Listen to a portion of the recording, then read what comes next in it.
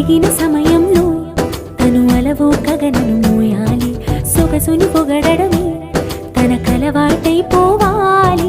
పనులను పంచుకుని మనసుంటే ఇంకేం కావాలి, అలకని తెలుసుకుని